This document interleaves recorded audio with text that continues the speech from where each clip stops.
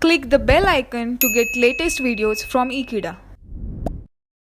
Hello friends, in the previous topic we have discussed about the structure of tetracyanonickel, and now in this topic we are going to talk about the structure of that is tetraamine copper. So in this case I'm going to talk about the structure of this complex based on the VBT, that is valence bond theory. So now let us understand what is the structure of this complex.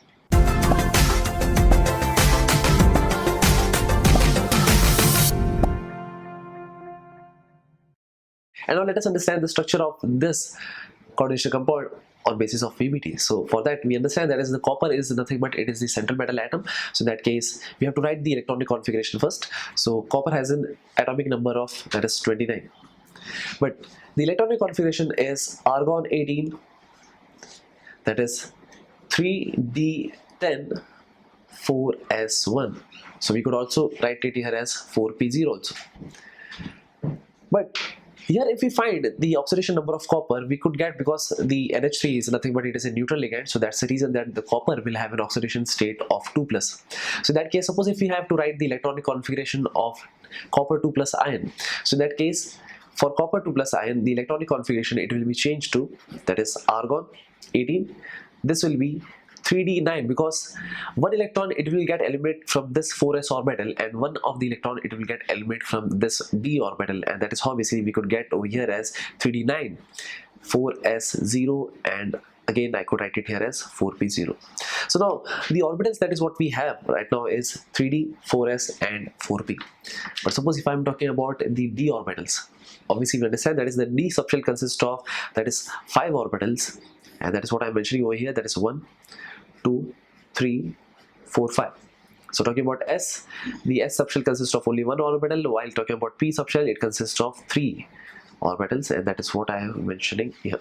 So now let us understand how we can fill this electron. So in that case there's the D subshell consists of 9 electrons, so therefore we have to fill it, that is 1 2 3 4 5 6 7 8 9. So based on the Hund's rule we are filling this one. But here basically we can find that is there is one unpaired electron. So in that case what happens is, because the energy level of this 3d and 4s this are almost the same, so in that case what happens is this electron it will get transferred to the 4p orbital. The reason behind that is because NH3, that is the ammonia, is a strong field ligand, and that's the reason because of the spin pairing obviously there is no other unpaired electron. So in that case this electron can be transferred to one of the p orbital, and that is the reason that the orbital that is what we have right now it will be on basis of this one.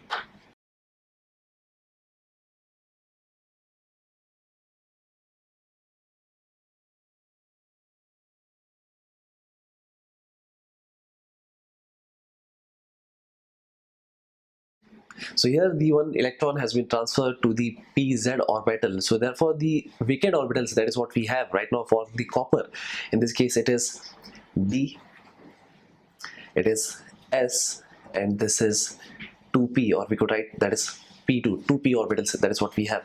So in that case the d, s and p2 orbitals, so therefore this all will be involved in the hybridization, and that hybridization is known as sp2d or dsp2 hybridization. That is what the copper will undergo through, and that's the reason that the geometry that is what we could get for the complex is nothing but again a square planar.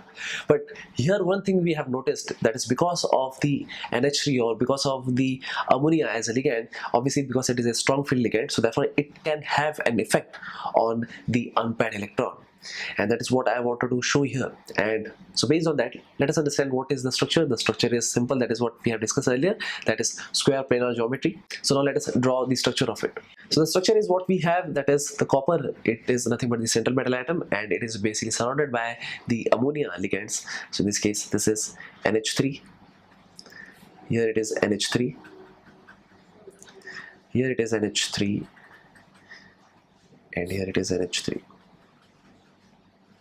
So this all that is ligands, that is NH3, they are in a square planar, and that's the reason the structure is known as square planar structure. And the overall charge that is what we have is 2+.